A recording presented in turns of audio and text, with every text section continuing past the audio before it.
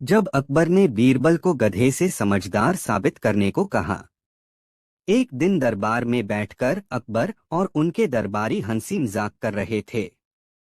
माहौल हल्का फुल्का था, लेकिन अकबर के मन में हमेशा की तरह बीरबल की बुद्धिमानी को परखने की इच्छा जागी। उन्होंने अचानक बीरबल की ओर देखा और मुस्कुराते हुए बोले, बीरबल, तुम खुद को बहुत चतुर समझते हो, लेकिन क्या तुम खुद को एक गधे से ज्यादा समझदार साबित कर सकते हो?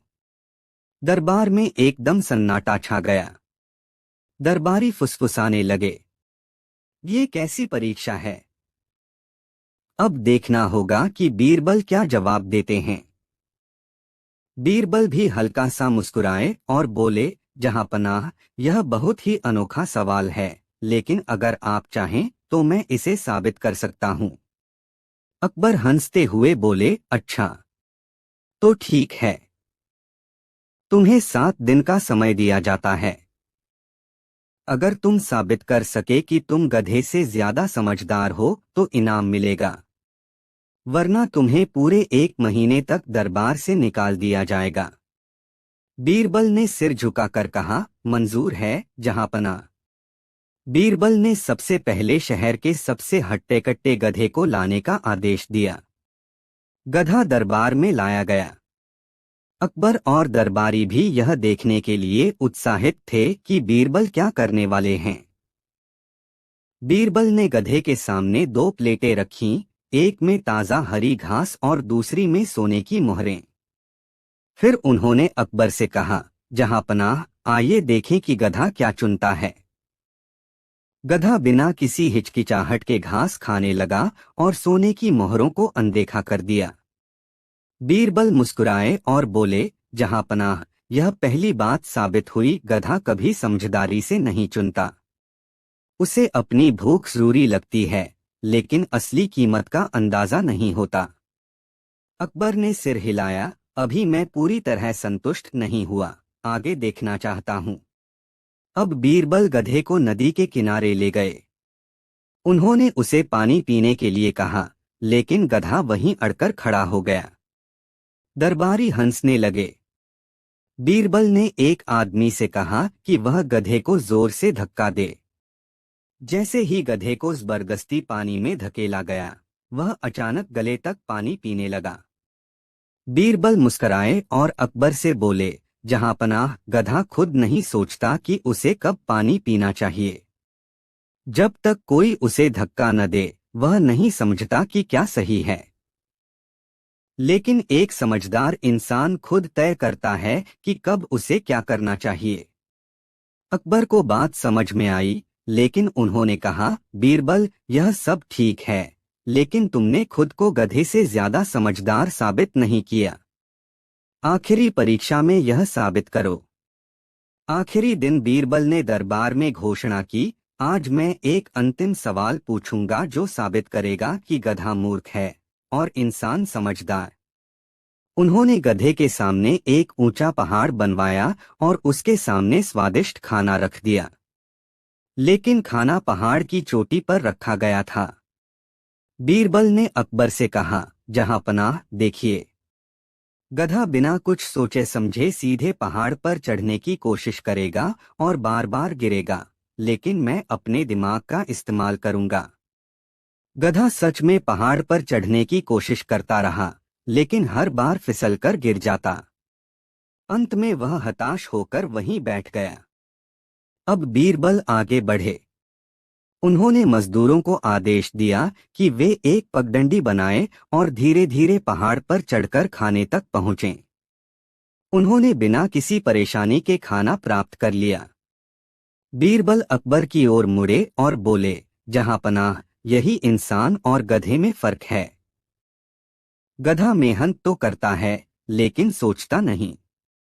वहीं इंसान मेहनत के साथ बुद्धि का भी इस्तेमाल करता है। और यही कारण है कि मैं गधे से ज्यादा समझदार हूं। अकबर जोर से हंस पड़े और बोले, बीरबल, तुमने फिर से अपनी चतुराई साबित कर दी। सच में इंसान और गधे में यही फर्क होता है। इस कहानी से हमें यह सीख मिलती है कि मेहनत जरूरी है, लेकिन अगर उसके साथ बुद्धिमानी न हो तो वह बेकार हो जाती है। सही निर्णय और समझदारी ही इंसान को बाकी जीवों से अलग बनाती है। जब बीरबल ने एक ही चाल में 4 मुश्किलें हल कर दी। बादशाह अकबर के दरबार में अक्सर ऐसे मामले आते थे जिनका हल निकालना किसी आम इंसान के लिए नामुमकिन होता, लेकिन बीरबल अपनी चतुराई से हर बार ऐसा समाधान निकालते कि सब हैरान रह जाते। ऐसा ही एक दिन आया जब अकबर ने बीरबल के सामने एक नहीं बल्कि 4 मुश्किलें रख दी। एक दिन दरबार में 4 लोग अपनी अपनी समस्याएं लेकर आए। वे सभी काफी परेशान थे और राजा से न्याय की गुहार लगा रहे थे। अकबर ने उनकी बात सुनने के बाद बीरबल से कहा, बीरबल, ये चारों अलग अलग परेशानियों में फंसे हैं। अगर तुम सच में इतने बुद्धिमान हो तो एक ही चाल में चारों समस्याओं का हल करके दिखाओ। बीरबल ने मुस्कुराकर हामी भर दी और उन चारों की समस्याएं पूछीं। एक किसान और व्यापारी का झगड़ा। एक किसान शिकायत लेकर आया, जहां पनाह, मैंने इस व्यापारी को 1 बोरी गेहूं उधार दिया था, लेकिन अब यह मानने से इनकार कर रहा है। 2 बूढ़े आदमी की शिकायत। एक बूढ़ा आदमी बोला, मेरे पास एक पुरानी जमीन थी जिसे मैंने इस जमींदार को बेचा था, लेकिन अब मुझे पता चला कि उसमें एक छिपा हुआ खजाना निकला है। यह खजाना मेरे अधिकार में होना चाहिए। 3 जुलाहा और राजा की शर्त। एक जुलाहा दरबार में आया और बोला, जहां पनाह, मैंने कहा था कि मैं एक ऐसा कपड़ा बना सकता हूं जिसे आग भी नहीं जला सकती, लेकिन अब राजा ने कहा कि मैं इसे साबित करूं वरना मेरी सजा होगी। 4 नौकर और दरबारी की परेशानी। एक दरबारी गुस्से में बोला, जहां पनाह, मेरा नौकर मेरी बात नहीं मानता। मैं इसे सजा देना चाहता हूं, लेकिन यह कहता है कि वह मेरी हर बात मानता है। न्याय कीजिए। अकबर ने कहा, बीरबल, अब इन चारों का हल एक ही चाल में निकाल कर दिखाओ। बीरबल ने चारों लोगों को ध्यान से सुना, फिर मुस्कुराते हुए बोले, जहां पनाह, इन चारों परेशानियों का हल एक साथ निकाल सकता हूं, लेकिन मुझे 1 घंटा चाहिए। अकबर ने इजाजत दे दी। पहला हल, किसान और व्यापारी। बीरबल ने व्यापारी से कहा, अगर तुम सही कह रहे हो और किसान झूठ बोल रहा है तो हमें गवाही लेनी होगी। जिस गेहूं की बोरी की बात हो रही है उसे खेत में ले चलो। हम देखेंगे कि खेत की मिट्टी क्या कहती है। व्यापारी डर गया और तुरंत कबूल कर लिया कि उसने गेहूं उधार लिया था।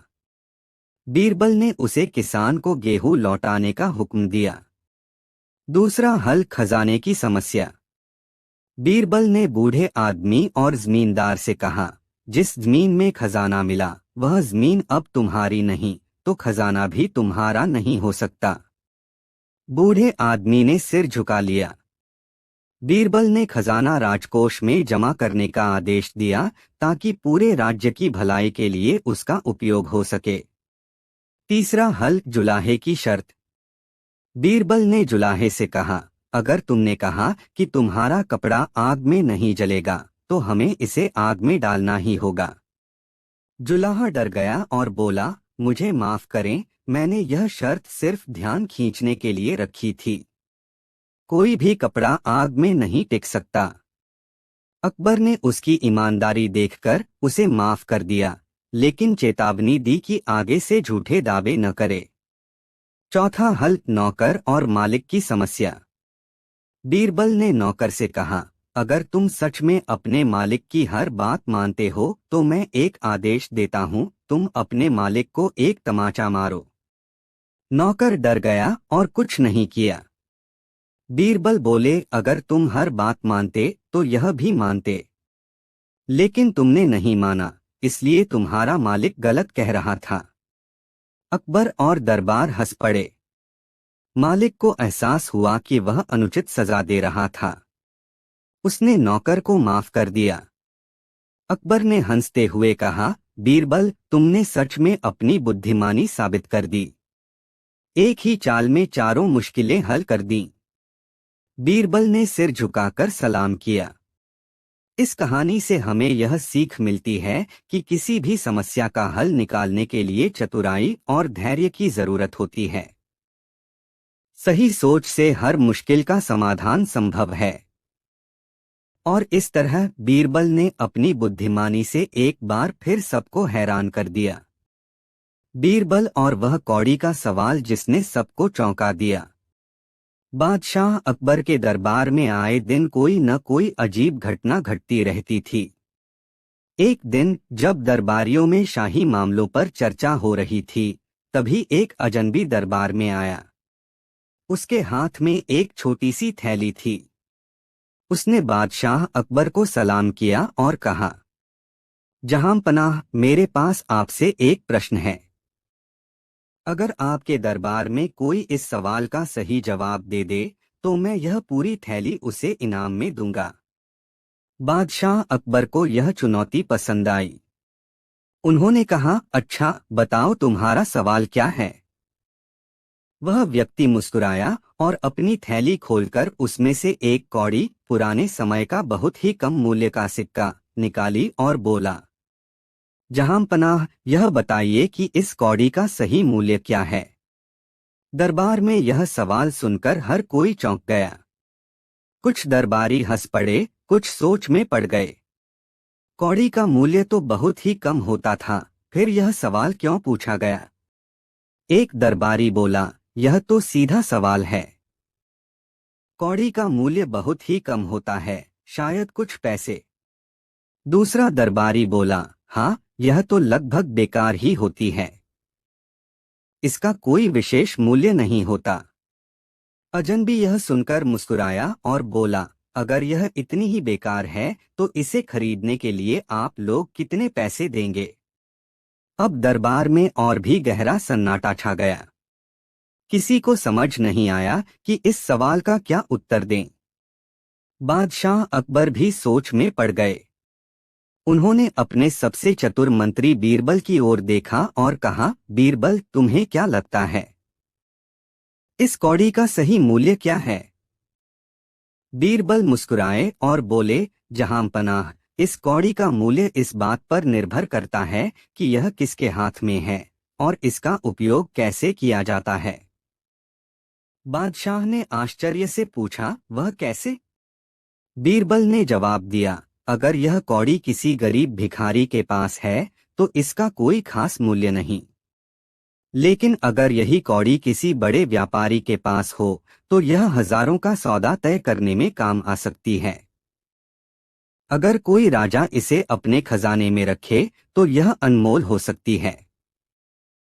फिर उन्होंने अपनी बात को और स्पष्ट किया, अगर यह कौड़ी किसी जौहरी के पास जाए तो वह इसे सोने चांदी से तौलकर देखेगा।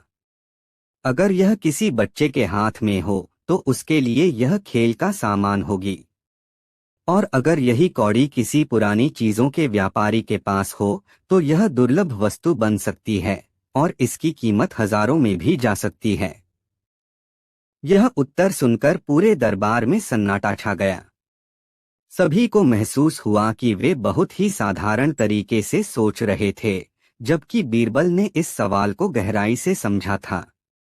अजनबी व्यक्ति बीरबल की इस चतुराई से बहुत प्रभावित हुआ। उसने अपनी पूरी थैली बीरबल को देते हुए कहा, आपका उत्तर बिल्कुल सही है। चीजों का मूल्य उनके स्वभाव में नहीं बल्कि उनके उपयोग में होता है।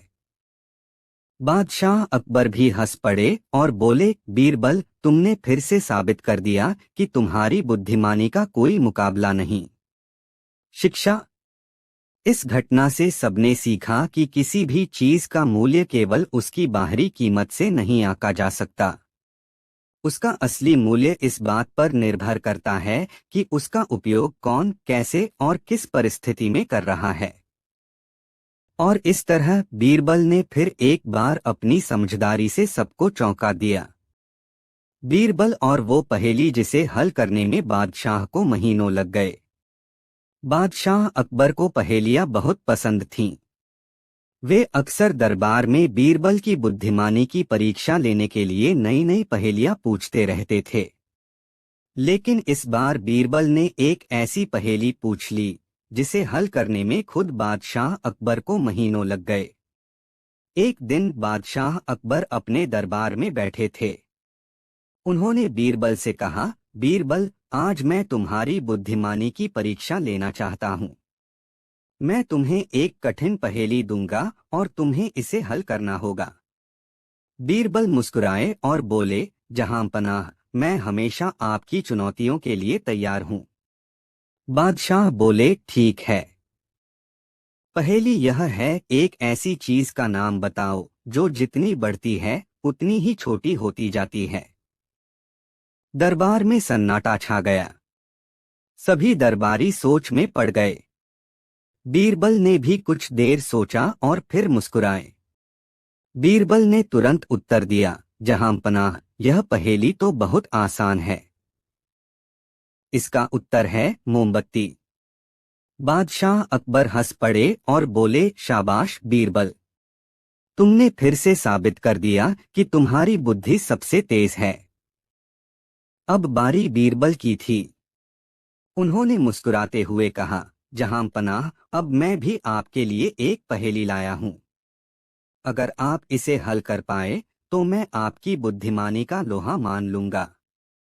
बादशाह अकबर ने गर्व से कहा, पूछो बीरबल। मुझे कोई भी पहेली हल करने में देर नहीं लगती।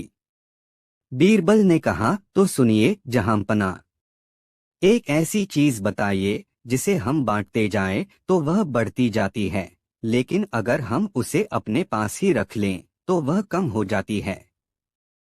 बादशाह और दरबारियों ने ध्यान से सुना और सोचने लगे। कुछ दरबारी बोले, शायद दौलत, लेकिन दौलत तो बांटने से घटती है। कुछ बोले, शायद खाना, लेकिन खाना भी बांटने से खत्म हो जाता है। बादशाह अकबर भी सोच में पड़ गए। उन्होंने सोचा कि बीरबल की पहेली इतनी आसान नहीं है। बादशाह अकबर ने सोचा कि इस पहेली को हल करने के लिए उन्हें कुछ समय चाहिए। उन्होंने बीरबल से कहा, मैं इस पहेली का उत्तर जल्द ही दूंगा। लेकिन दिन बीतते गए और फिर हफ्ते बीत गए। बादशाह अकबर ने इस पहेली पर बहुत सोचा, लेकिन उन्हें कोई सही उत्तर नहीं मिला। उन्होंने अपने दरबारियों से भी पूछा, लेकिन कोई भी इस पहेली को हल नहीं कर पाया।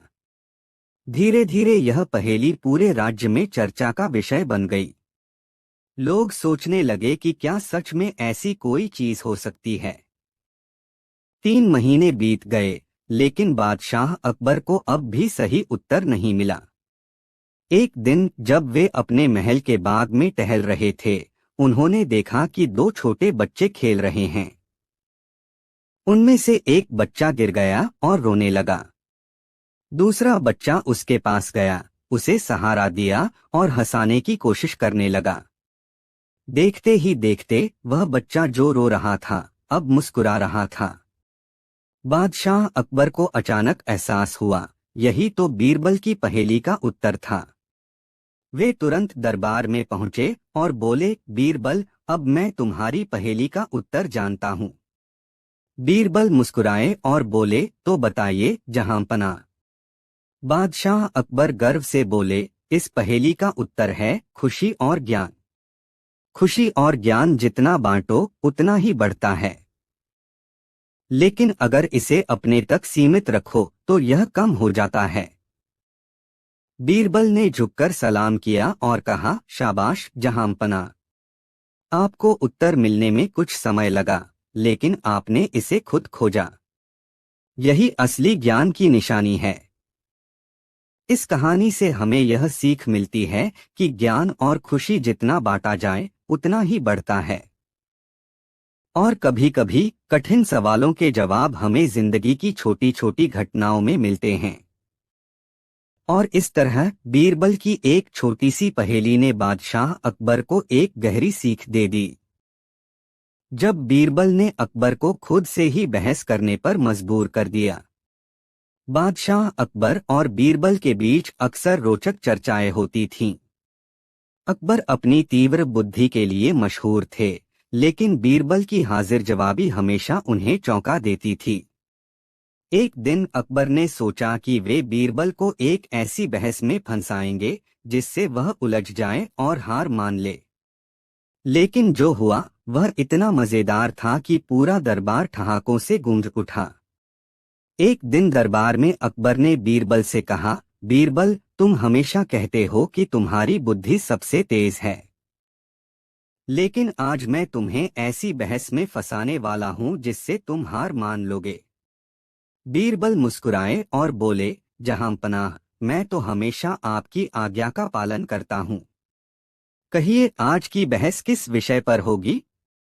अकबर ने कहा, बहस यह है कि दुनिया में सबसे बड़ी चीज क्या है।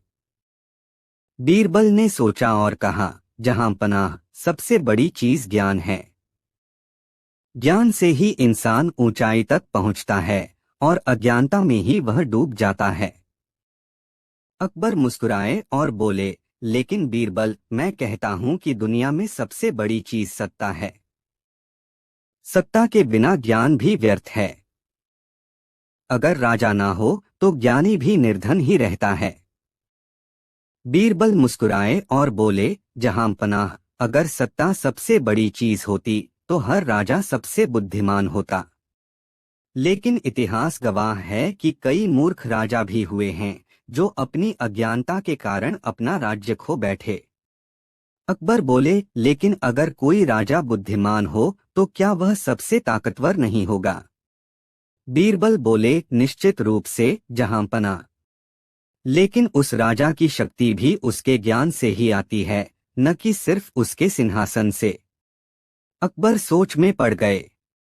फिर उन्होंने कहा, अच्छा, मान लिया कि ज्ञान और सत्ता दोनों महत्वपूर्ण हैं, लेकिन सबसे बड़ी चीज तो धन है।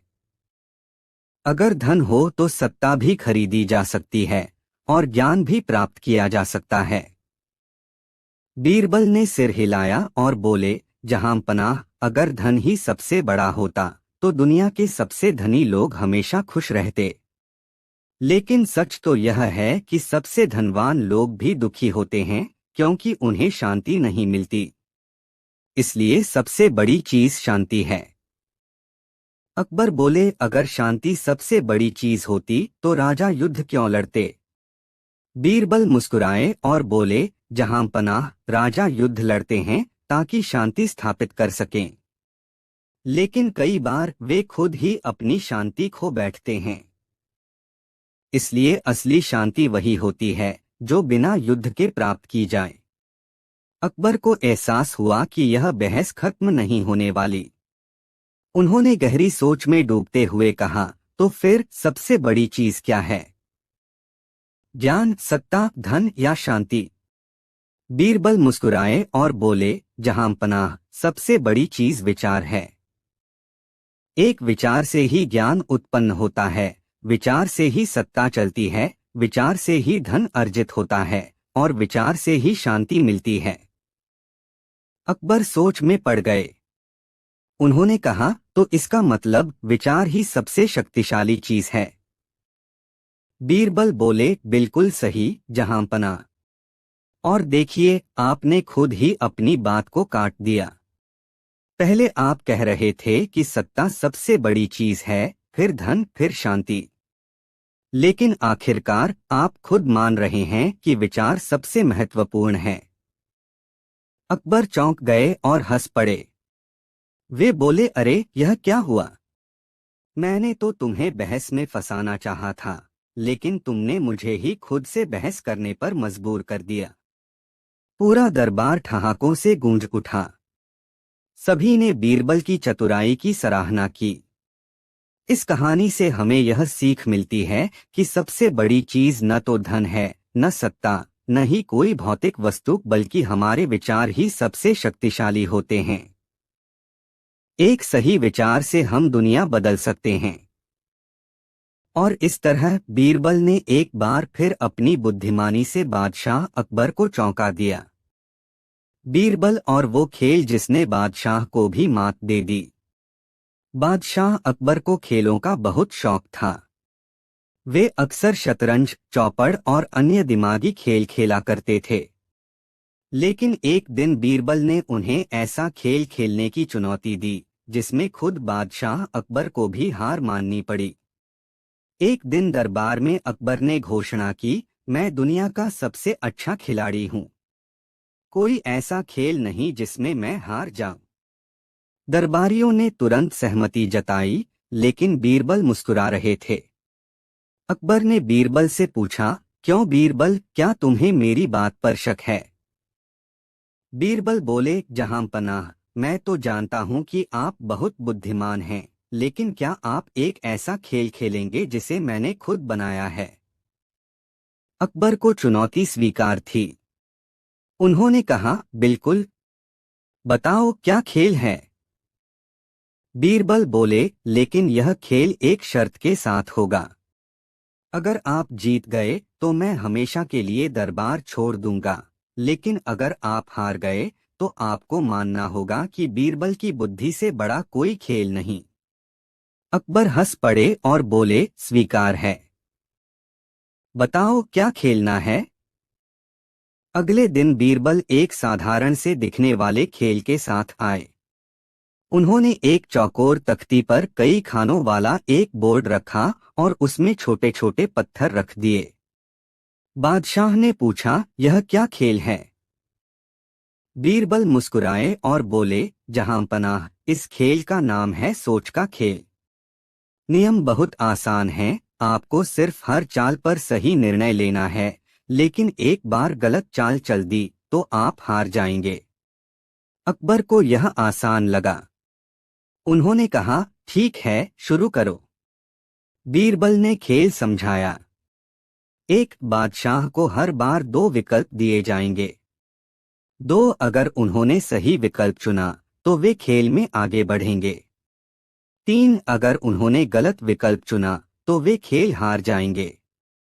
अकबर को खेल आसान लगा और उन्होंने पहली चाल खेली।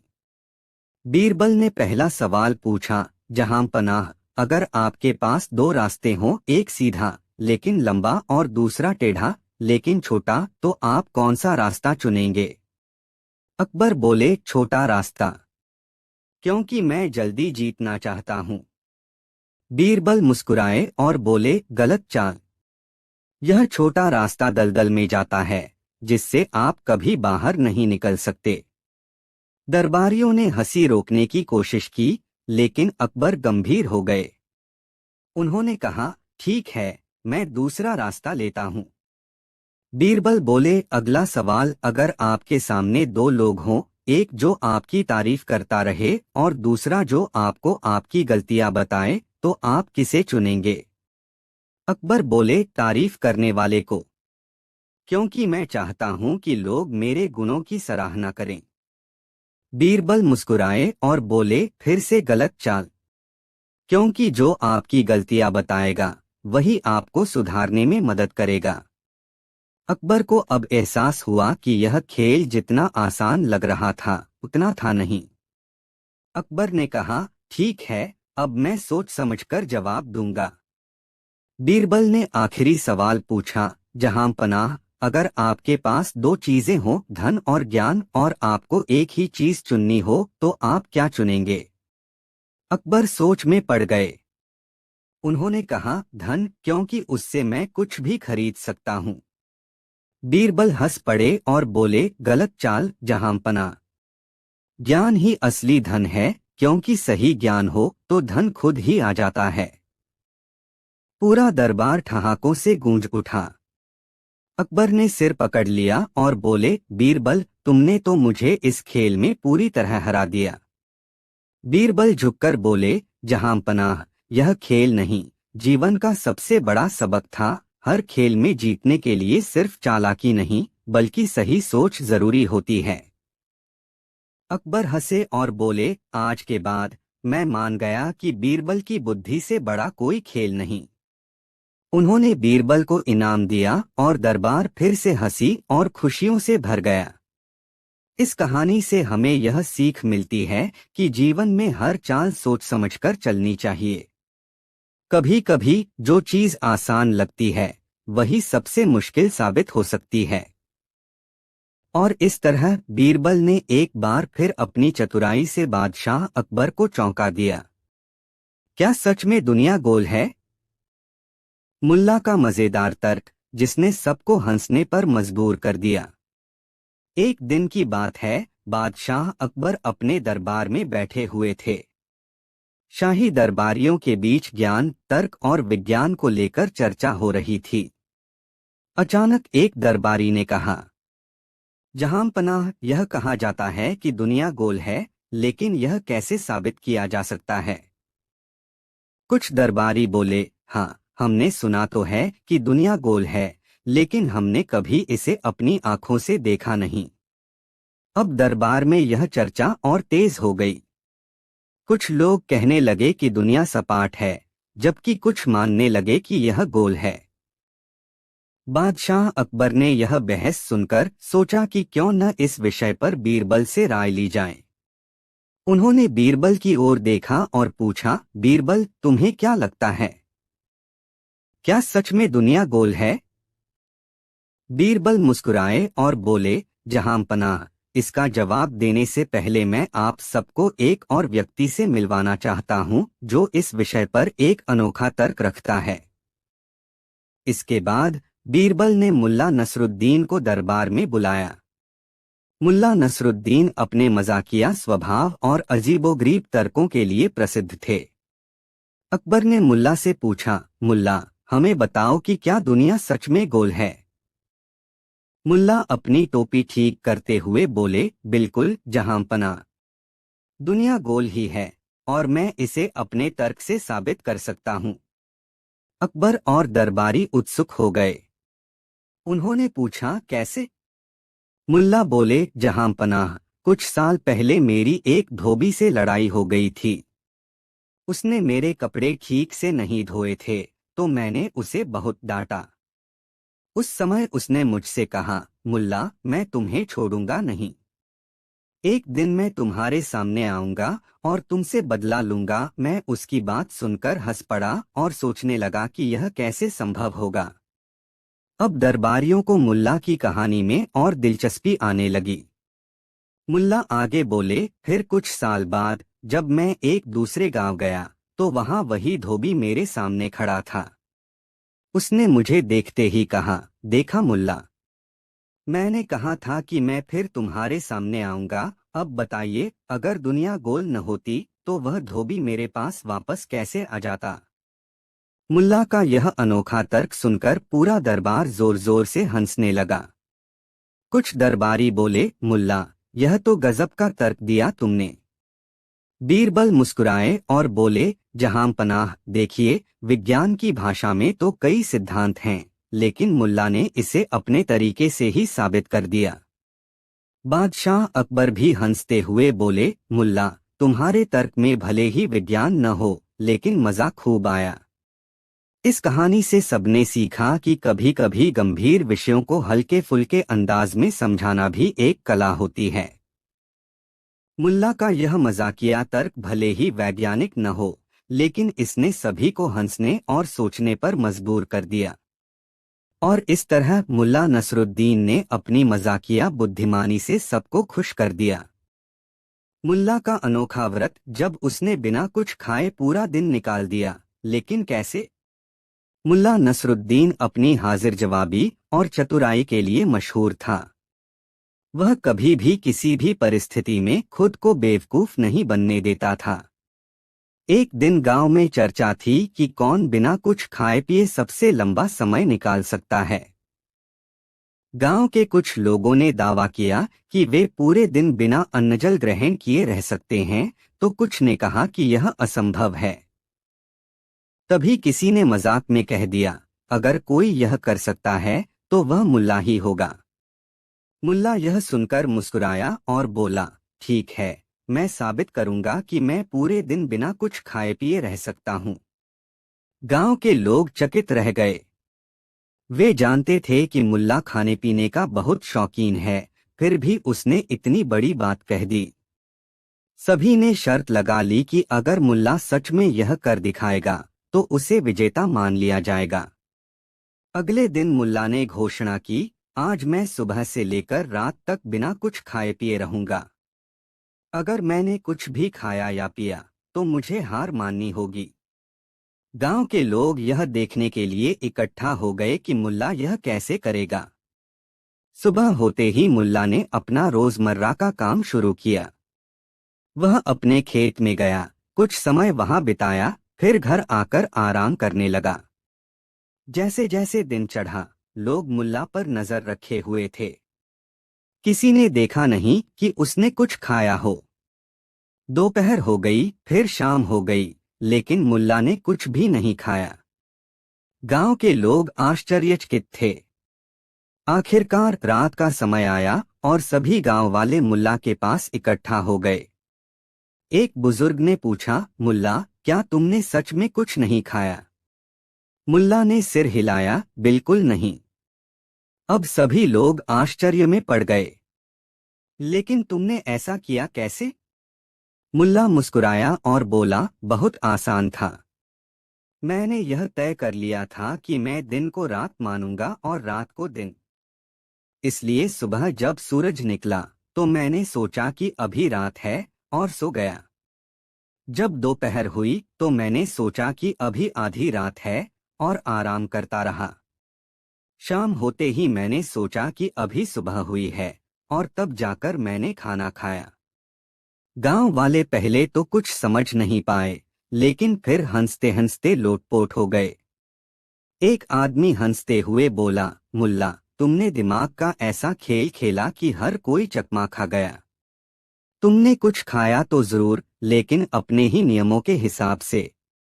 मुल्ला ने आंख मारते हुए कहा, भाइयों, समस्या से निकलने का हल हमेशा मौजूद होता है, बस उसे देखने का तरीका अलग होना चाहिए।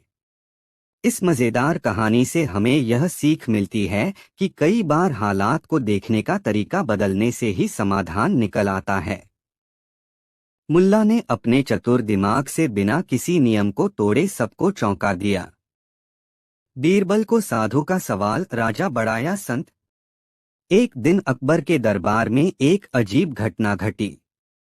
एक वृद्ध साधु राजमहल के द्वार पर आया और पहरेदारों से बोला, मुझे बीरबल से मिलना है। मेरे पास एक ऐसा सवाल है जिसका उत्तर सिर्फ वही दे सकता है। संदेश सुनकर अकबर ने साधु को दरबार में बुलवा लिया। साधु ने आते ही बीरबल की ओर देखा और गंभीर स्वर में पूछा, बीरबल, बताओ, राजा बड़ा या संत? दरबार में सन्नाटा छा गया। सभी उत्सुकता से बीरबल की ओर देखने लगे। अकबर भी दिलचस्पी लेते हुए बोले, बीरबल, इस सवाल का जवाब हमें भी सुनना है। बीरबल की चालाकी। बीरबल मुस्कुराए और बोले, महाराज, इसका उत्तर देने से पहले मैं साधु महात्मा से एक प्रश्न पूछना चाहता हूँ। साधु ने सिर हिलाया, पूछो बीरबल। बीरबल ने पूछा, महात्मा जी, अगर एक राजा और एक संत दोनों नदी के किनारे खड़े हों और अचानक संत को डूबता हुआ देख राजा उसे बचाने के लिए नदी में कूद जाए, तो कौन बड़ा हुआ, जो बचाने गया या जिसे बचाया गया? साधु कुछ पल चुप रहे और फिर बोले, निश्चय ही वह बड़ा होगा जिसने अपने प्राणों की परवाह किए बिना दूसरे को बचाने के लिए नदी में छलांग लगा दी। बीरबल मुस्कुराए और बोले, तो फिर महात्मा जी, राजा ही बड़ा हुआ, क्योंकि वह प्रजा की रक्षा करने के लिए अपना सर्वस्व न्योछावर कर देता है। साधु का दूसरा प्रश्न। साधु मुस्कुराए और बोले, बीरबल, तुम बहुत बुद्धिमान हो, लेकिन मेरा प्रश्न अभी खत्म नहीं हुआ। अब बताओ, अगर वही संत किसी भूखे व्यक्ति को खाना खिलाए और राजा उसी संत को भोजन करने से रोके, तो कौन बड़ा? अब दरबार में फिर से खामोशी छा गई। अकबर ने भी इस सवाल में रुचि दिखाई और बोले, हाँ बीरबल, अब तुम्हारा क्या उत्तर होगा? बीरबल का जवाब। बीरबल कुछ क्षण सोचते रहे, फिर बोले, जहां पनाह संत बड़ा होगा। अकबर चौंक गए, अभी तो तुमने कहा था कि राजा बड़ा होता है। बीरबल मुस्कुराए और बोले, महाराज, राजा बड़ा होता है जब वह रक्षा करता है, लेकिन जब राजा अन्याय करने लगे और संत समाज का कल्याण करे तो संत बड़ा हो जाता है। साधु ने ताली बजाई और बोले, वाह बीरबल, तुम्हारा उत्तर बिल्कुल सही है। राजा और संत की महानता उनकी करनी पर निर्भर करती है। अकबर भी प्रसन्न हुए और साधु को सम्मानपूर्वक विदा किया। लेकिन साधु ने जाते जाते एक और रहस्यमयी बात कही, बीरबल, अब तुम्हें असली परीक्षा के लिए तैयार रहना चाहिए, क्योंकि जल्द ही तुम्हें तय करना होगा कि तुम राजा के वफादार हो या सच्चाई के रक्षक। बीरबल चौंक गए। आखिर साधु का यह रहस्य क्या था? कौन सी परीक्षा आने वाली थी? क्या बीरबल को अपनी निष्ठा की परीक्षा देनी होगी? बीरबल की अंतिम परीक्षा। साधु की रहस्यमयी बात सुनकर दरबार में सन्नाटा छा गया। अकबर ने भी उत्सुकता से बीरबल की ओर देखा। बीरबल मुस्कुराए और बोले, जहां पनाह, अगर सच्चाई और वफादारी में कभी कोई परीक्षा हुई तो मैं वही करूंगा जो सही होगा। साधु ने सिर हिलाया और मुस्कुराते हुए बोले, बीरबल, तुम सच में बुद्धिमान हो।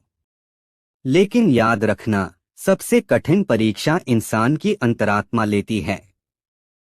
यह कहकर साधु धीरे धीरे दरबार से बाहर चले गए। अकबर ने ठहाका लगाते हुए कहा, बीरबल, लगता है आज फिर तुमने अपनी हाजिर जवाबी से सबका दिल जीत लिया। दरबार ठहाकों से गूंज उठा। सबसे बड़ा पागल कौन? जब मुल्ला ने दुनिया का सबसे बड़ा पागल खोजा। मुल्ला नसरुद्दीन अपने मजाकिया स्वभाव और चतुराई के लिए प्रसिद्ध थे। उनके तर्क कभी कभी इतने अजीब होते थे कि लोग हंसते हंसते लोटपोट हो जाते थे। एक दिन गांव के कुछ लोग उनके पास आए और बोले, मुल्ला, तुम तो बहुत होशियार हो। हमें बताओ कि इस दुनिया में सबसे बड़ा पागल कौन है? मुल्ला मुस्कुराए और बोले, अरे भाई, यह तो बड़ा मुश्किल सवाल है। सबसे बड़ा पागल कौन है, यह जानने के लिए हमें उसे खोजना पड़ेगा। गांव वालों ने सोचा कि मुल्ला मजाक कर रहे हैं, लेकिन मुल्ला ने गंभीरता से कहा, ठीक है, मैं कल सुबह निकलूंगा और इस दुनिया का सबसे बड़ा पागल खोज कर रहूंगा। अगली सुबह मुल्ला अपने गधे पर बैठकर गांव से निकल पड़े। रास्ते में सबसे पहले उन्हें एक आदमी मिला जो बहुत परेशान दिख रहा था। मुल्ला ने उससे पूछा, भाई, तुम इतने परेशान क्यों हो? आदमी बोला, अरे मुल्ला, मेरी कहानी बहुत दुखद है। मैंने अपनी सारी जिंदगी मेहनत की, पैसा कमाया और फिर वह सारा पैसा अपने बेटे को दे दिया ताकि उसका भविष्य सुरक्षित हो। लेकिन अब वही बेटा मुझे घर से निकाल रहा है। मुल्ला ने उसकी बात सुनी और बोले, अरे भाई, तुमने बिना सोचे समझे अपनी सारी दौलत अपने बेटे को दे दी। पहले खुद का भविष्य तो सुरक्षित रखते। फिर मुल्ला अपने गधे से उतरे, अपनी जेब से एक मोटी सी किताब निकाली और बोले, यह लो, मैं तुम्हारा नाम दुनिया के सबसे बड़े पागलों की सूची में लिख रहा हूँ। वह आदमी चौंक गया और बोला, अरे मुल्ला, मैं पागल कैसे हुआ? मुल्ला हंसते हुए बोले, जो आदमी खुद मेहनत करता है और फिर बिना सोचे समझे अपनी सारी कमाई दूसरों को दे देता है, वह पागल ही तो है। गांव वाले हंसने लगे और मुल्ला आगे बढ़ गए। दूसरा पागल कौन? थोड़ी दूर जाने पर मुल्ला को एक अमीर व्यापारी मिला। वह बहुत घबराया हुआ था। मुल्ला ने पूछा, भाई, तुम इतने परेशान क्यों हो? व्यापारी बोला, अरे मुल्ला, मैं बहुत अमीर हूँ, मेरे पास सोने चांदी के भंडार हैं, महल जैसा घर है, लेकिन फिर भी मैं दिन रात चिंता में रहता हूँ। मुझे डर लगता है कि कोई मेरा पैसा चुरा न ले, इसलिए मैं सो भी नहीं पाता। मुल्ला ने सिर हिलाया और अपनी किताब खोली। फिर बोले, लो, मैं तुम्हारा नाम दुनिया के सबसे बड़े पागलों की सूची में लिख रहा हूँ। व्यापारी चौंक गया और बोला, अरे मुल्ला, मैं अमीर हूँ फिर भी पागल क्यों? मुल्ला मुस्कुराए और बोले, जो आदमी सारी जिंदगी पैसा कमाने में बिता देता है लेकिन उसका आनंद नहीं लेता, दिन रात चिंता में डूबा रहता है, वह सबसे बड़ा पागल ही तो है। यह सुनकर व्यापारी सोच में पड़ गया और बाकी गांव वाले हंसने लगे। अब मुल्ला को तीसरा और सबसे बड़ा पागल ढूंढना था। वह चलते चलते राजा के दरबार में पहुंचे।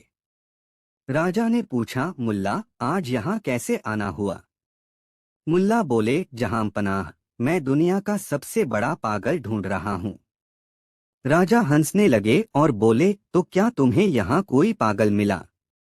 मुल्ला मुस्कुराए और बोले, जहांपनाह, यह बताइए कि आपका राज्य कितना बड़ा है? राजा बोले, बहुत बड़ा। सैकड़ों गांव, हजारों सैनिक, अपार दौलत, सब कुछ मेरा है। मुल्ला ने अगला सवाल किया, और जब आप इस दुनिया से चले जाएंगे तो यह सब किसका होगा? राजा ने सोचा और कहा, मेरे उत्तराधिकारी का। अब मुल्ला जोर से हंसे और बोले, जहांपनाह, एक आदमी सारी जिंदगी किसी चीज को अपना मानकर उस पर राज करता है, लेकिन आखिर में वह चीज उसकी नहीं रहती। फिर भी वह उसे अपनी मानकर घमंड करता है। अगर यह पागलपन नहीं तो और क्या है? राजा पहले तो चौंके, फिर ठहाका मारकर हंस पड़े। उन्होंने कहा, मुल्ला, तुम्हारा तर्क वाकई जबरदस्त है। तुमने यह साबित कर दिया कि दुनिया में पागलपन की कोई सीमा नहीं। शिक्षा। मुल्ला की इस यात्रा से यह सीख मिलती है कि असली पागल वे नहीं होते जो उलझुल हरकतें करते हैं, बल्कि वे होते हैं जो जिंदगी की सच्चाई को नहीं समझते। और इस तरह मुल्ला ने अपनी मजाकिया बुद्धिमानी से सबको सोचने और हंसने पर मजबूर कर दिया। बीरबल और वो अजीब पेड़ जो सिर्फ झूठ बोलने वालों पर फल गिराता था। बादशाह अकबर के दरबार में एक दिन एक अजनबी व्यक्ति आया। वह बहुत ही घबराया हुआ लग रहा था। दरबार में घुसते ही उसने जोर से कहा, जहांपनाह, मेरी मदद कीजिए। मेरे गांव में एक अजीबोगरीब पेड़ है जो सिर्फ झूठ बोलने वालों पर फल गिराता है। इसकी वजह से गांव में बहुत अशांति फैल गई है। बादशाह अकबर को यह सुनकर बहुत अजीब लगा। उन्होंने उस व्यक्ति से पूछा, यह कैसे संभव है? कोई पेड़ कैसे पहचान सकता है कि कौन झूठ बोल रहा है?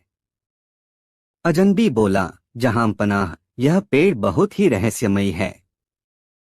अगर कोई भी व्यक्ति इसके नीचे खड़ा होकर झूठ बोलता है तो यह तुरंत उसके ऊपर फल गिरा देता है। अब गांव के लोग इसे लेकर बहुत डरे हुए हैं और हर किसी पर शक करने लगे हैं। बादशाह अकबर को यह बात बेहद दिलचस्प लगी। उन्होंने बीरबल से कहा, बीरबल, तुम्हें इस मामले की जांच करनी होगी। देखना होगा कि यह पेड़ वाकई ऐसा करता है या यह सिर्फ कोई छलावा है। बीरबल मुस्कुराए और बोले, जहांपनाह, मैं स्वयं वहां जाकर इस रहस्य का पता लगाऊंगा। अगली सुबह बीरबल अपने कुछ सैनिकों और दरबारियों के साथ उस गांव पहुंचे। वहां जाकर उन्होंने देखा कि सच में एक विशाल पेड़ खड़ा था, जिसकी शाखाओं पर ढेर सारे फल लगे हुए थे। गांव वाले घबराए हुए थे और सभी पेड़ से दूर खड़े थे। एक बुजुर्ग व्यक्ति ने बताया, साहब, यह पेड़ बहुत पुराना है, लेकिन कुछ ही दिनों से यह अजीब हरकतें करने लगा है। अगर कोई व्यक्ति इसके नीचे जाकर झूठ बोलता है तो इसके फल अपने आप टूटकर उसी पर गिर जाते हैं। बीरबल को यह सुनकर और भी ज्यादा दिलचस्पी हुई। उन्होंने सोचा कि इसे परखने के लिए कुछ करना चाहिए। पेड़ की परीक्षा। बीरबल ने गांव वालों से कहा, ठीक है, मैं खुद इसकी जांच करूंगा। सबसे पहले मैं खुद इस पेड़ के नीचे जाकर एक झूठ बोलूंगा और देखूंगा कि यह सच में मुझ पर फल गिराता है या नहीं। बीरबल पेड़ के नीचे खड़े हुए और बोले, मैं सबसे मूर्ख व्यक्ति हूं। लेकिन पेड़ से कोई फल नहीं गिरा। गांव वाले चौंक गए। उन्होंने सोचा कि शायद यह पेड़ अब काम नहीं कर रहा। फिर बीरबल ने गांव के एक व्यक्ति को बुलाया और कहा, अब तुम कुछ बोलो। वह व्यक्ति थोड़ा डरा और बोला, साहब मैंने आज सुबह खाना खाया था। तभी अचानक एक फल टूटकर उसके सिर पर गिरा। यह देखकर गांव वाले चिल्लाने लगे, देखा, यह पेड़ सच में झूठ बोलने वालों पर फल गिराता है। अब बीरबल समझ गए कि यह पेड़ सच में कुछ अजीब कर रहा है। उन्होंने एक और व्यक्ति को बुलाया और उससे पूछा, क्या तुम कभी चोरी करते हो? वह व्यक्ति घबराकर बोला, नहीं साहब, मैंने कभी चोरी नहीं की। और तुरंत एक और फल उसके सिर पर आ गिरा। अब गांव में हड़कंप मच गया। लोग डरने लगे कि कहीं उनका भी झूठ न पकड़ लिया जाए।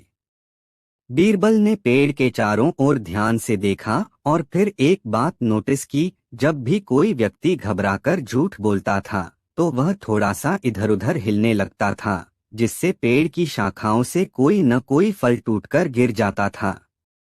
बीरबल ने मुस्कुराते हुए गांव वालों को समझाया, यह कोई जादुई पेड़ नहीं है। दरअसल जब कोई व्यक्ति झूठ बोलता है तो वह अनजाने में बेचैनी में थोड़ा हिलने लगता है। इसी वजह से पेड़ की शाखाओं से फल गिर जाते हैं। गांव वाले यह सुनकर हैरान रह गए। उन्होंने कभी इस बारे में नहीं सोचा था। बीरबल ने गांव वालों को समझाया, यह पेड़ लोगों के मनोविज्ञान का फायदा उठा रहा है। जब लोग सच बोलते हैं तो वे निश्चिंत होकर खड़े रहते हैं, लेकिन जब वे झूठ बोलते हैं तो उनके हाव भाव बदल जाते हैं, जिससे पेड़ की शाखाओं से फल गिर जाते हैं। गांव वालों ने बीरबल की बुद्धिमत्ता की प्रशंसा की। अब वे इस पेड़ से डरना छोड़ चुके थे। जब बीरबल वापस दरबार में पहुंचे तो उन्होंने बादशाह अकबर को पूरी कहानी सुनाई। बादशाह हंस पड़े और बोले, बीरबल, तुमने फिर से अपनी चतुराई से एक बड़ी समस्या हल कर दी। बीरबल ने मुस्कुराकर कहा, जहां पनाह, सच को पकड़ने के लिए किसी जादू की जरूरत नहीं होती, बस थोड़ी चतुराई और समझदारी होनी चाहिए। और इस तरह बीरबल ने एक और रहस्यमयी समस्या को अपने बुद्धिमान दिमाग से हल कर दिया। बीरबल और वह अनोखा ब्राह्मण जो हर सवाल का जवाब जानता था। बादशाह अकबर के दरबार में रोज नए नए मेहमान आते थे। कोई विद्वान होता, कोई कलाकार तो कोई चतुर व्यापारी। लेकिन एक दिन दरबार में एक ऐसा ब्राह्मण आया जिसने खुद को दुनिया का सबसे बड़ा ज्ञानी घोषित कर दिया। एक दिन एक ब्राह्मण दरबार में आया और अकबर के सामने झुककर बोला, जहां पनाह, मैं ऐसा ब्राह्मण हूं जो हर सवाल का जवाब जानता है। कोई भी प्रश्न पूछ लीजिए, मैं सही उत्तर दूंगा। अकबर को उसकी बात पर भरोसा नहीं हुआ। उन्होंने दरबारियों की ओर देखा और पूछा, क्या यह सच कह रहा है? दरबारियों में कानाफूसी होने लगी। कुछ ने कहा कि ब्राह्मण सच में बहुत ज्ञानी लगता है, तो कुछ ने इसे दिखावा बताया। अकबर मुस्कुराए और बोले, अगर ऐसा है तो मैं तुमसे 3 सवाल पूछूंगा। अगर तुमने सही जवाब दिया तो मैं तुम्हें सोने से तौल दूंगा। लेकिन अगर तुम हार गए तो तुम्हें अपने घमंड का त्याग करना होगा। ब्राह्मण ने गर्व से सिर हिलाया, जहां पनाह, मुझसे जो चाहे पूछिए। अकबर ने पहला सवाल पूछा, दुनिया में सबसे तेज चीज क्या है? ब्राह्मण बिना एक पल सोचे बोला, विचार सबसे तेज होता है। यह पल भर में कहीं भी जा सकता है। अकबर ने सिर हिलाया, सही जवाब। फिर उन्होंने दूसरा सवाल पूछा, इस संसार की सबसे रहस्यमयी चीज क्या है? ब्राह्मण फिर मुस्कुराया और बोला, मृत्यु सबसे रहस्यमयी है। कोई नहीं जानता कि यह कब आएगी। अकबर प्रभावित हुए और बोले, ठीक है। अब अंतिम और सबसे कठिन सवाल, इस दुनिया में सबसे बड़ा सत्य क्या है? ब्राह्मण कुछ पल चुप रहा, फिर बोला, ईश्वर सबसे बड़ा सत्य है। अकबर ने तीनों उत्तर सुनकर तालियां बजाईं और बोले, तुमने सच में कमाल कर दिया। दरबारियों ने भी उसकी बुद्धिमत्ता की सराहना की। लेकिन तभी बीरबल मुस्कुराए और बोले, जहांपनाह, क्या मैं भी इस ब्राह्मण से एक सवाल पूछ सकता हूँ? अकबर ने अनुमति दी। बीरबल ब्राह्मण के सामने आए और बोले, महाशय, आप हर सवाल का जवाब जानते हैं, तो मुझे बताइए, इस दुनिया में कितने बाल हैं? ब्राह्मण हक्का बक्का रह गया। उसने सोचा, फिर कहा, यह तो कोई नहीं गिन सकता।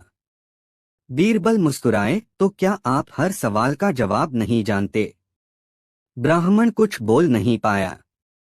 बीरबल ने आगे कहा, ज्ञान का घमंड करना अच्छी बात नहीं। सच्चा ज्ञानी वही होता है जो यह स्वीकार करे कि उसे सब कुछ नहीं पता। अकबर हंस पड़े और बोले, बीरबल, तुमने फिर से अपनी बुद्धिमानी साबित कर दी। ब्राह्मण ने सिर झुका लिया और स्वीकार किया कि वह हर सवाल का जवाब नहीं जानता। इस कहानी से हमें यह सीख मिलती है कि सच्चा ज्ञानी वह नहीं जो हर सवाल का जवाब दे, बल्कि वह जो यह माने कि सीखने की कोई सीमा नहीं होती। घमंड से बड़ा कोई अज्ञान नहीं होता। और इस तरह बीरबल ने अपनी चतुराई से एक और घमंडी को सबक सिखा दिया। जब बीरबल ने पंछियों से बादशाह की किस्मत पढ़ दी। बादशाह अकबर को अजीबोगरीब सवाल पूछने और बीरबल की बुद्धिमानी को परखने का बहुत शौक था। एक दिन वे दरबार में बैठे थे और अचानक उनके मन में एक अजीब विचार आया। उन्होंने दरबारियों से कहा, क्या कोई मेरी किस्मत का हाल बिना ज्योतिष या किताबों के बता सकता है? दरबार में सन्नाटा छा गया। ज्योतिष विद्या के बिना किसी की किस्मत बताना असंभव सा लग रहा था। कुछ दरबारी सिर झुकाए खड़े रहे तो कुछ सोच में पड़ गए। बादशाह अकबर ने हंसते हुए कहा, क्या हुआ? क्या मेरे दरबार में कोई ऐसा बुद्धिमान नहीं जो इस प्रश्न का उत्तर दे सके? तभी बीरबल मुस्कुराए और बोले, जहांपनाह, अगर आप आज्ञा दें तो मैं आपकी किस्मत का हाल पंछियों से पूछ सकता हूँ। बादशाह ने हैरानी से पूछा, पंछियों से? यह कैसे संभव है, बीरबल? बीरबल बोले, जहांपनाह, बस मुझे एक दिन का समय दें और मैं कल दरबार में आपकी किस्मत का हाल पंछियों की मदद से बता दूंगा। बादशाह को यह दिलचस्प लगा और उन्होंने बीरबल को अनुमति दे दी। अगले दिन बीरबल एक बड़े पिंजरे में कुछ पंछी लेकर दरबार में हाजिर हुए। उन्होंने दरबारियों से कहा, ये पंछी आपके प्रश्न का उत्तर देंगे, जहांपना। बादशाह ने उत्सुकता से पूछा, तो बताओ बीरबल, मेरी किस्मत क्या कहती है? बीरबल मुस्कुराए और बोले, जहांपनाह, सबसे पहले हमें इन पंछियों को आजाद करना होगा। इनकी उड़ान से हमें आपके भविष्य का संकेत मिलेगा।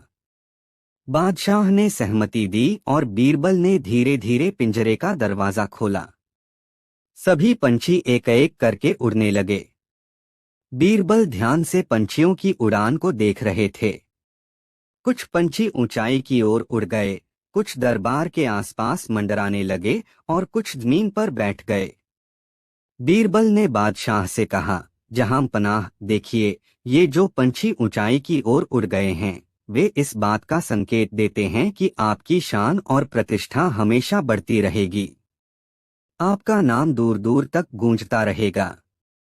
बादशाह मुस्कुराए और बोले, वाह, यह तो बहुत अच्छी खबर है। बीरबल आगे बोले, लेकिन जो पंछी जमीन पर बैठ गए हैं, वे इस बात का संकेत देते हैं कि कुछ समय के लिए आपको कठिनाइयों का सामना करना पड़ेगा। परंतु घबराने की बात नहीं है, क्योंकि जैसे पंछी फिर से उड़ सकते हैं, वैसे ही आप भी कठिनाइयों को पार करके फिर से ऊंचाई पर पहुंचेंगे। बादशाह ने सिर हिलाया और बोले, यह तो बड़ा रोचक है, बीरबल। और जो पंछी दरबार के आसपास ही मंडरा रहे हैं, वे क्या कहते हैं? बीरबल मुस्कुराए और बोले, ये पंछी इस बात का संकेत हैं कि आपके दरबार में कुछ लोग ऐसे हैं जो हमेशा आपके आसपास रहेंगे, लेकिन वे आपकी भलाई या बुराई दोनों कर सकते हैं। इन्हें पहचानना और समझदारी से काम लेना ही बुद्धिमानी होगी। बीरबल की इस अनोखी भविष्यवाणी को सुनकर दरबार में सभी चौंक गए। कुछ दरबारी जो हमेशा बादशाह के करीब रहने की कोशिश करते थे, असहज महसूस करने लगे। बादशाह अकबर ने चारों ओर देखा और मुस्कुराए, बीरबल, तुम्हारी बुद्धिमानी का कोई जवाब नहीं। तुमने बिना किसी ज्योतिष विद्या के केवल पंछियों की उड़ान देखकर मेरी किस्मत का हाल बता दिया। बीरबल झुककर बोले, जहां पनाह, असल में हमारी जिंदगी भी इन पंछियों की तरह ही होती है। कभी हम ऊंचाई पर उड़ते हैं, कभी नीचे गिरते हैं और कभी भटक जाते हैं। लेकिन असली बात यह है कि हमें अपनी उड़ान कभी नहीं रोकनी चाहिए। बादशाह अकबर बीरबल की इस बात से बहुत प्रभावित हुए और उन्होंने बीरबल को इनाम देकर सम्मानित किया। इस कहानी से हमें यह सीख मिलती है कि जीवन में उतार चढ़ाव आते रहते हैं, लेकिन अगर हम धैर्य और बुद्धिमानी से काम लें तो हम अपनी तकदीर को खुद लिख सकते हैं। और इस तरह बीरबल ने एक बार फिर अपनी चतुराई से सभी को चौंका दिया।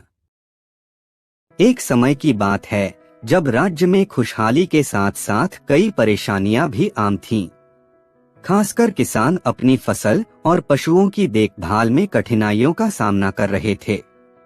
ऐसे में एक व्यापारी जिसका नाम हरिदास था, महल पहुंचा और दावा किया, महाराज, मेरी गाय सरस्वती का दूध अद्भुत है।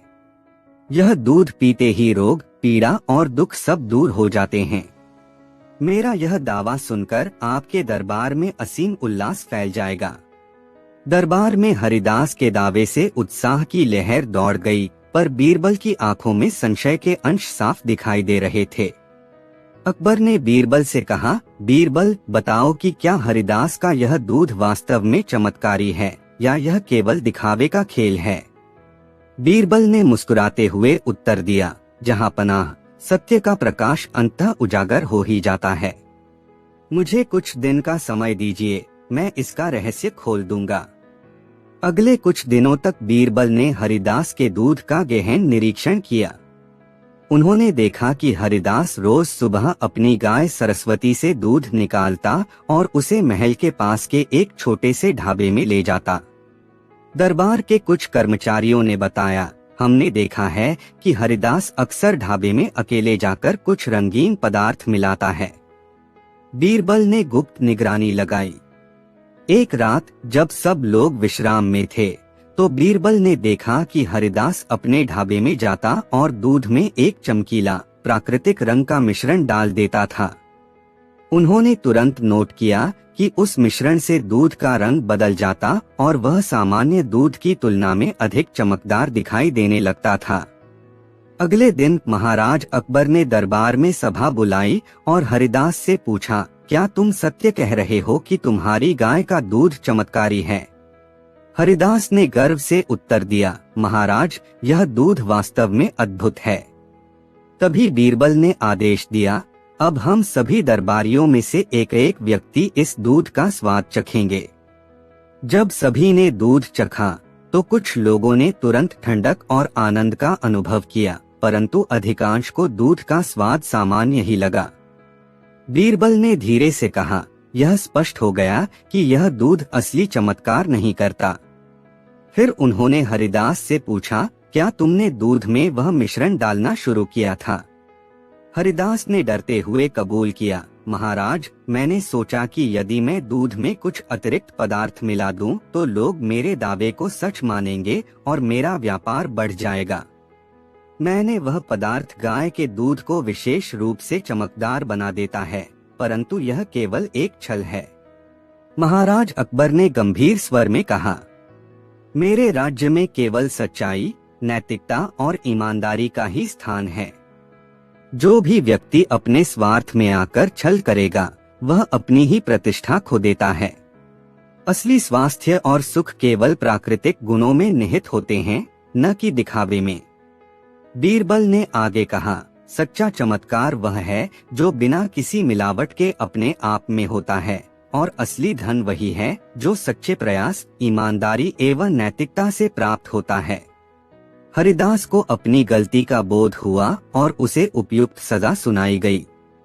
एक समय था जब राज्य में फैशन का जमघट हमेशा चर्चा का विषय रहता था। एक दिन एक व्यापारी, जिसका नाम चंदन था, महल में आया और बड़े गर्व से घोषणा की, महाराज, मेरी चप्पलें अद्वितीय हैं। इन्हें पहनते ही व्यक्ति की असली पहचान प्रकट हो जाती है। मेरी चप्पलें बोलती हैं और बताती हैं कि आप कितने सच्चे और मेहनती हैं।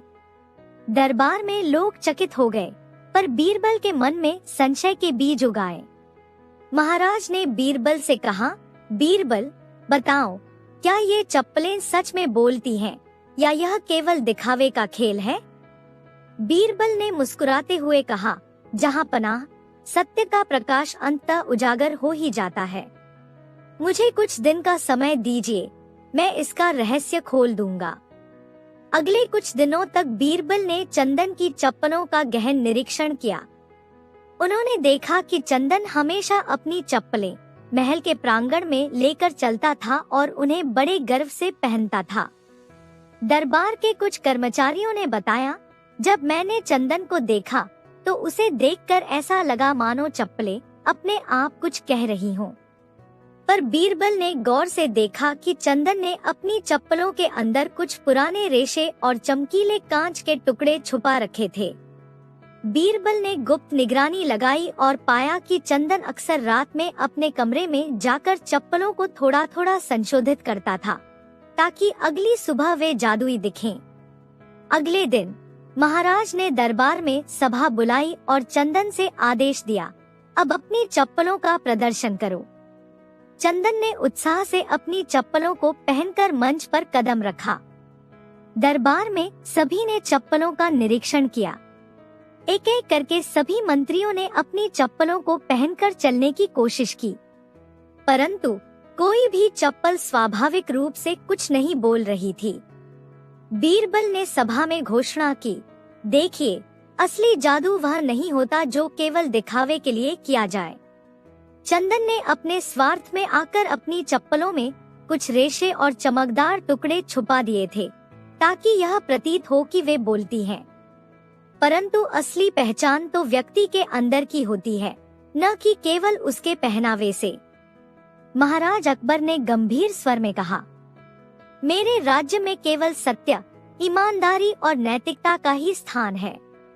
जो भी अपने स्वार्थ में आकर केवल दिखावे का सहारा लेता है, वह अंततः अपनी ही प्रतिष्ठा खो देता है। असली महानता वही है जो अपने अंदर की सच्चाई, नैतिकता और मेहनत से प्रकट होती है। इस पर चंदन को अपनी गलती स्वीकार करनी पड़ी और उसे उपयुक्त सजा दी गई। एक समय की बात है जब राज्य में भोजन की गुणवत्ता और स्वाद को लेकर चर्चा होती रहती थी। उसी दौरान एक अचार विक्रेता, जिसका नाम बलराम था, महल में आया और बड़े गर्व से घोषणा की, महाराज, मेरे बनाए हुए अचार में ऐसा जादू है कि इसे खाने से हर व्यक्ति के दुख दूर हो जाते हैं, मन में उमंग भर जाती है और उसका भाग्य बदल जाता है। दरबार में इस दावे की चर्चा हुई।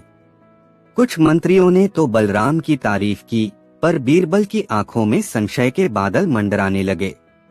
महाराज अकबर ने बीरबल से कहा, बीरबल, मुझे बताओ, क्या बलराम का अचार सचमुच अद्भुत है या यह केवल दिखावे का खेल है?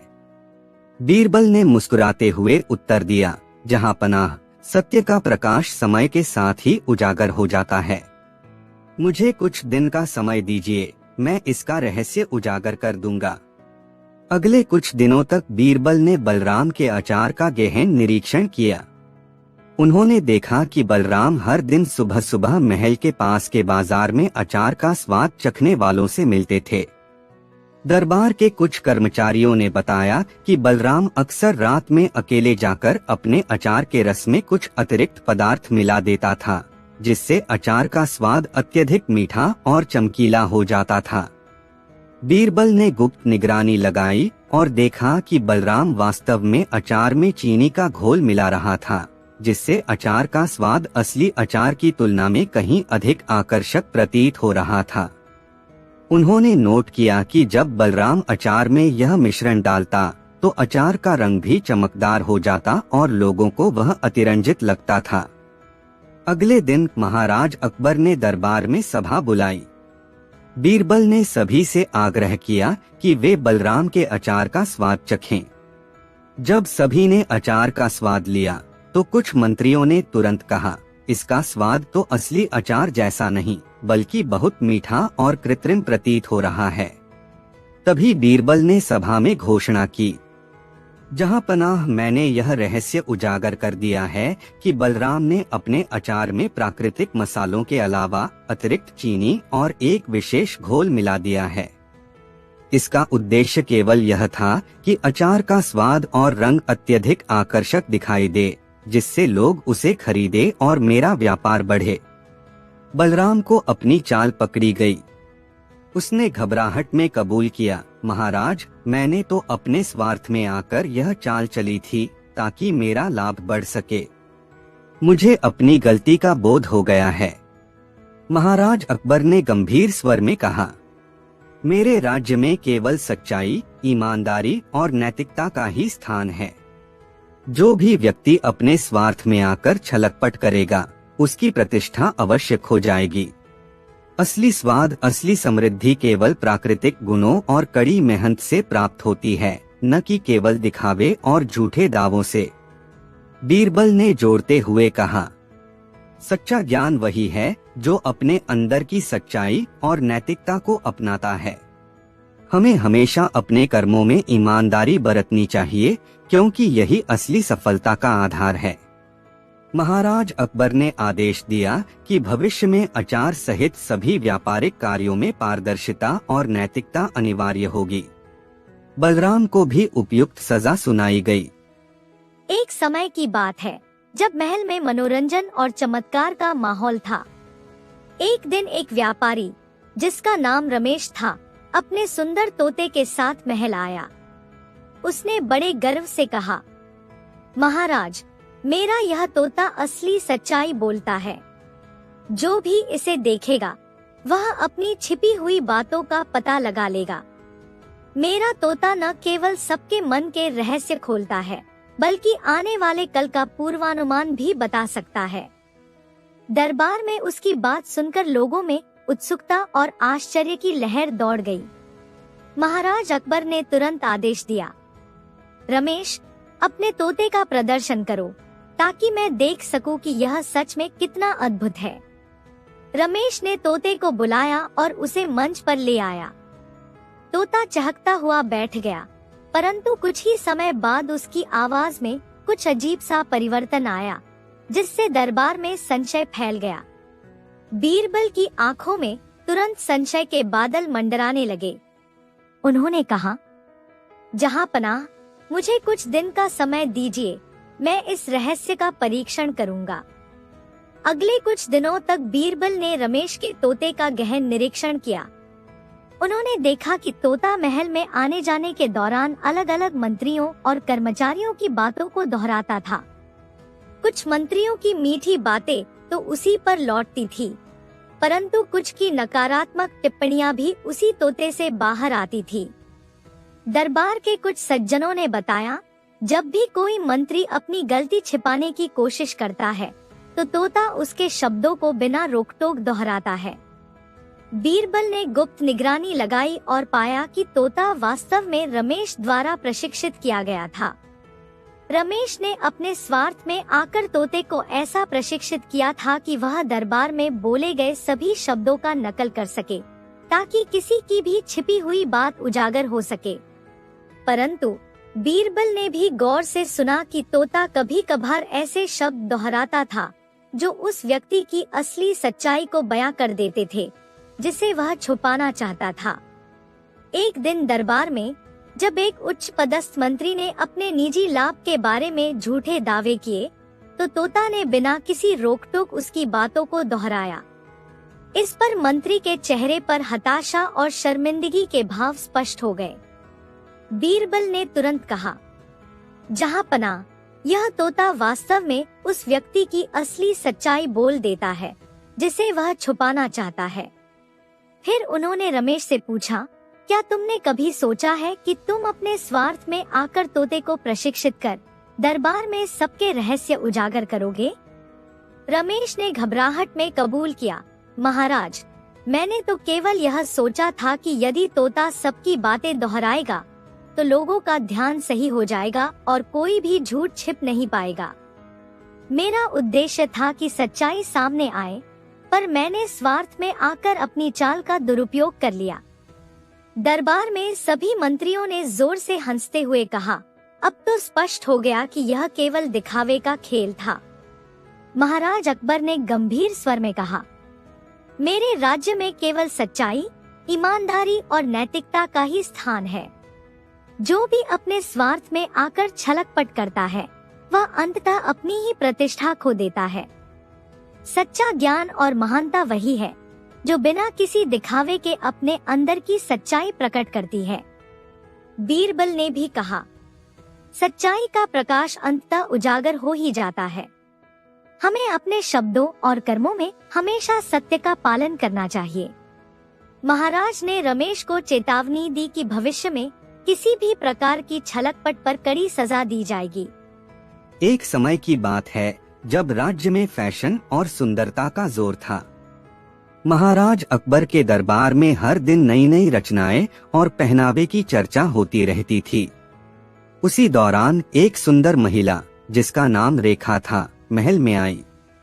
उसने बड़े गर्व से घोषणा की, महाराज, मेरी यह साड़ी अद्भुत है। इसे पहनते ही व्यक्ति के मन में उल्लास भर जाता है और उसकी आत्मा में स्वाभाविक चमक आ जाती है। इस दावे पर दरबार में खूब चर्चा होने लगी। कुछ ने रेखा की साड़ी की प्रशंसा की, पर बीरबल की आंखों में संशय के संकेत स्पष्ट थे। महाराज अकबर ने बीरबल से कहा, बीरबल, बताओ कि क्या रेखा की यह साड़ी सचमुच जादुई है या फिर यह केवल दिखावे का खेल है। बीरबल ने मुस्कुराते हुए उत्तर दिया, जहां पनाह, सत्य का प्रकाश समय के साथ उजागर हो ही जाता है। मुझे कुछ दिन का समय दीजिए, मैं इसका रहस्य उजागर कर दूंगा। अगले कुछ दिनों तक बीरबल ने रेखा की साड़ी का गहन निरीक्षण किया। उन्होंने देखा कि रेखा दिन भर दरबार में अपने इस वस्त्र को बड़े गर्व से पहनती और उसकी सुंदरता में चार चांद लग जाती। परंतु बीरबल ने गौर किया कि रेखा की मुस्कान, उसकी आंखों की चमक में कुछ अलग सा भाव था जो साड़ी से नहीं बल्कि उसके स्वभाव से प्रकट हो रहा था। दरबार के कुछ सज्जनों से पूछताछ करने पर पता चला कि रेखा हमेशा अपनी साड़ी पहनकर ही नहीं आती थी, बल्कि वह अपने काम में भी उत्साह से भरपूर रहती थी और गरीबों की सहायता करती थी। बीरबल ने गुप्त निगरानी लगाई और देखा कि रेखा अपने समय में अक्सर दूसरों से विनम्रता से बात करती, मुस्कुराती और अपनी सरलता से सबका मन जीत लेती थी। अगले दिन महाराज अकबर ने दरबार में एक सभा बुलाई। बीरबल ने सभा में घोषणा की, जहां पनाह, मैंने रेखा की साड़ी का रहस्य खोज लिया है। उन्होंने कहा, देखिए, रेखा की साड़ी केवल एक वस्त्र नहीं है, असली जादू तो उसकी आत्मा में छिपा हुआ है। जो व्यक्ति अपनी सच्ची, विनम्र आत्मा के साथ जीता है, उसकी रौनक स्वाभाविक रूप से प्रकट होती है। यह साड़ी केवल एक सुंदर आवरण है, परंतु जिस पर असली सौंदर्य उसके अंदर की सच्चाई के साथ मेल खाता है, वह सच्ची महिमा बन जाती है। दरबार में उपस्थित सभी ने बीरबल की बातों को सराहा। महाराज अकबर ने मुस्कुराते हुए कहा, बीरबल, तुमने फिर से सिद्ध कर दिया कि असली सुंदरता केवल बाहरी दिखावे में नहीं, बल्कि अंदर की सच्चाई, नैतिकता और प्रेम में निहित होती है। रेखा ने अपनी सादगी और ईमानदारी के साथ यह साबित कर दिया कि सच्चा जादू व्यक्ति के स्वभाव में होता है, न कि केवल वस्त्रों में।